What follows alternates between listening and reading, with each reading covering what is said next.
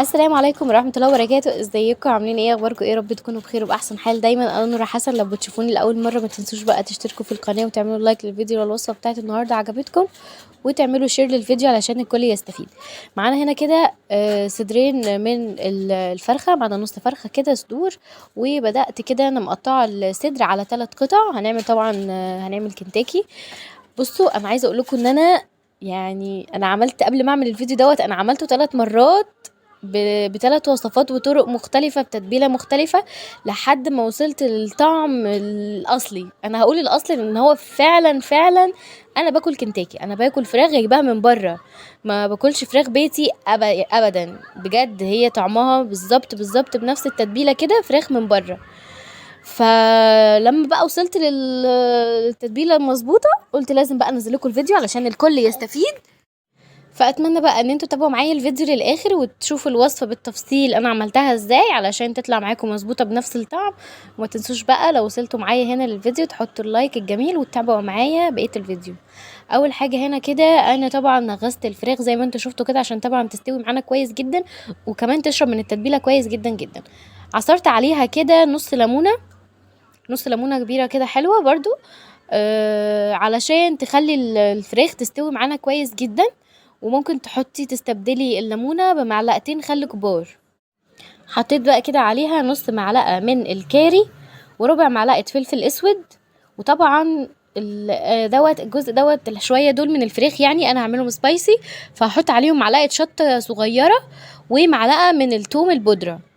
وهاجي بقى على القطعتين دول اللي خدتهم انا على جنب دول علشان هعملهم يعني كنتاكي بارد مش حار من غير شطة عشان عادل وكده. فحطيت عليه ملح وفلفل اسود وكاري وتوم بودرة نفس التتبيلة. وطبعا برضو كان عليهم ليمون، انا كانوا في الطبق الكبير لما عصرت عليهم الليمون في الاول. تمام، وبعد كده شلتهم على جنب.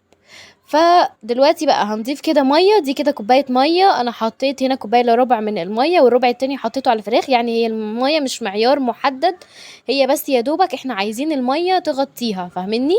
تبقى الميه مغطيها. واحنا كده مش هنسيبها في الطبق، لا احنا لسه هنشيلها يعني في كيس وكده نحفظها في التلاجة. حطيت هنا بقى كده 5 عيدان من القرنفل.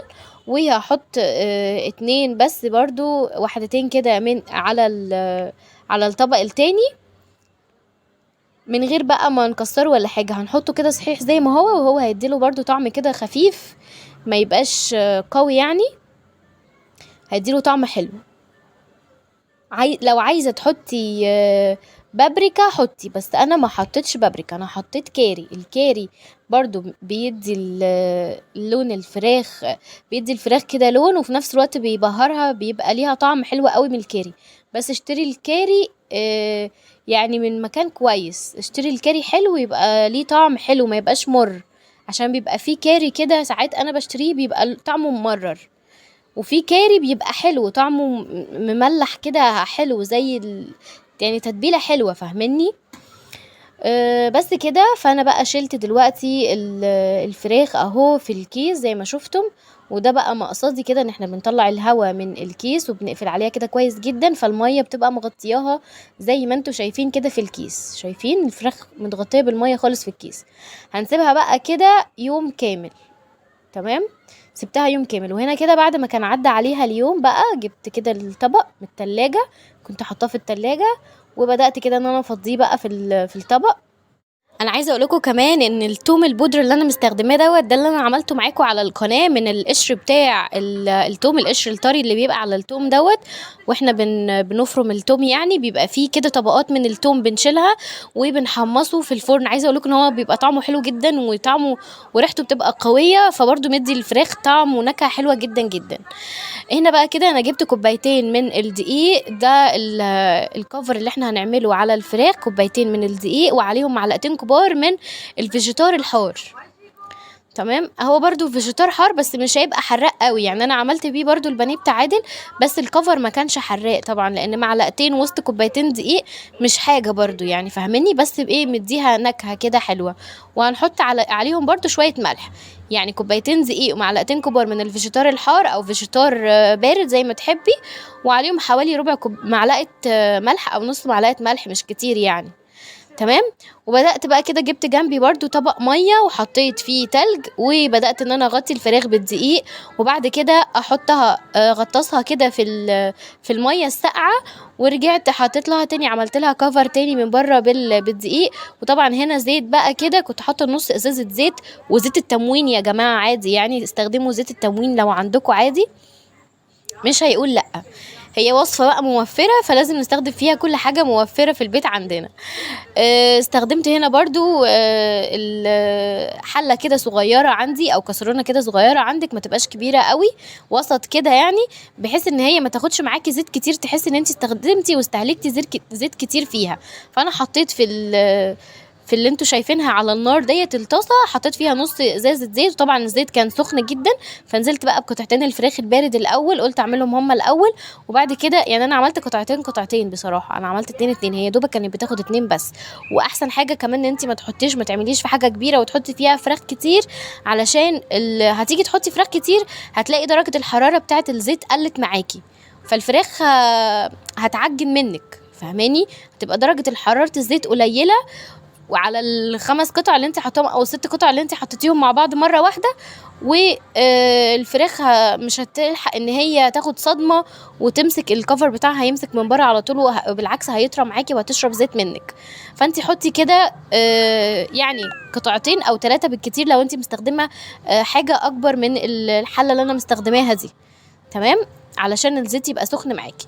اول ما خدت لون ذهبي على الجنب قلبتها كده على الجنب التاني، وبعد كده ببدأ ان انا اغطي الحلة واسيبها بقى تستوي براحتها لحد ما تاخد لونين ذهبي من الجنبين كده، برضو اقلبها كل 3 4 دقايق على الناحية، وزي ما انتوا شفتوا كده طلعت الاتنين كانوا ما شاء الله واخدين لون ذهبي وحلو.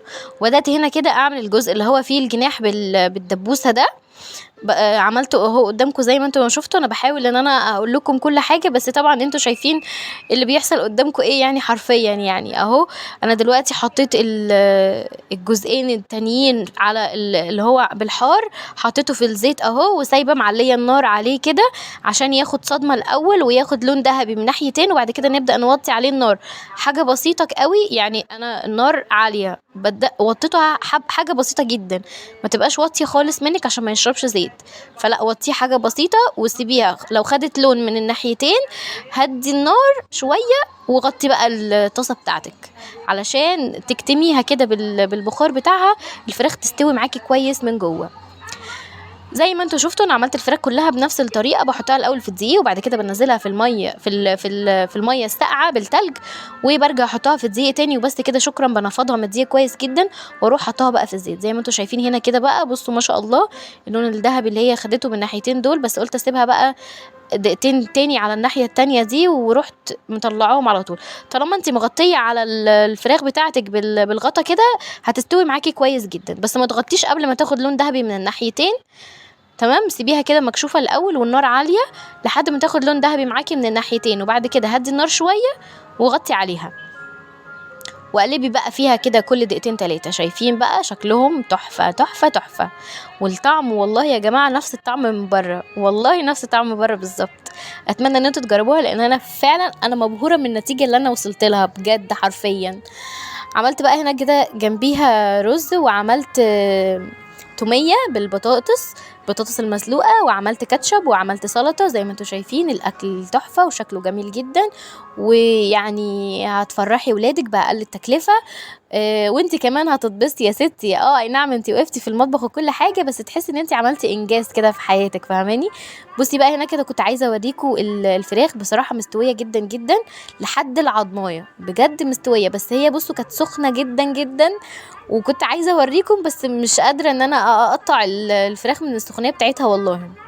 والكفر بصوا الكفر لو لاحظتوا هتلاقوا الكفر برضو متماسك عليها حلو جدا، مش ان انت عامله عجينه، لا انت عامله كفر حلو.